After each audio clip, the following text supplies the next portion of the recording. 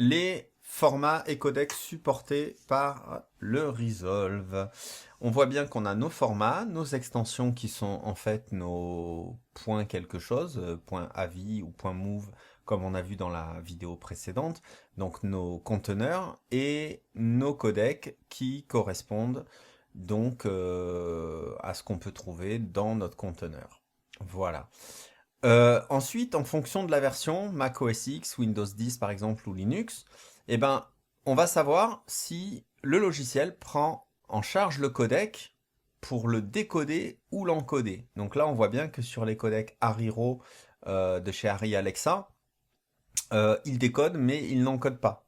Donc nous, ça va pas nous intéresser de travailler avec ce genre de codec pour l'instant, du moins. On va plutôt aller chercher des codecs comme le Cineform YUV 10 bits qui est ici par exemple pour le coup, et on voit bien d'ailleurs que que ce soit sur Mac OS X ou sur Windows, le logiciel est capable de le décoder et de le réencoder, ce qui est le plus important pour nous, le plus simple, parce que ça permet tout simplement d'être sûr de pouvoir acquérir à l'import le codec sans avoir à passer par un transcodage, donc avoir à changer notre codec pour le transformer dans un codec qui sera pris en charge par DaVinci Resolve.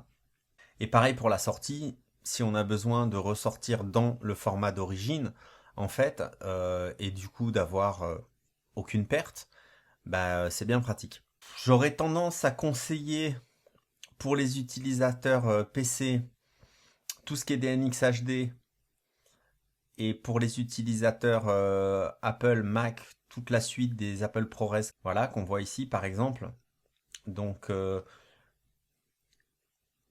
tout cela peuvent être intéressants. Et là on voit bien en effet qu'ils sont pris en charge à l'encodage et au décodage sur Mac OS X. On voit bien que sous Windows par contre on ne peut pas réencoder dans ce format là.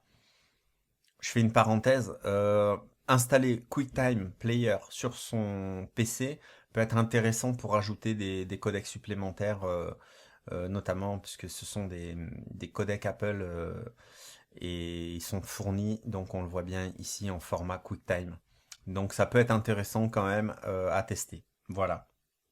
Et sinon, que ce soit en point .move, voilà, on peut aussi travailler donc sur Mac sur les DNX HD de chez Avid.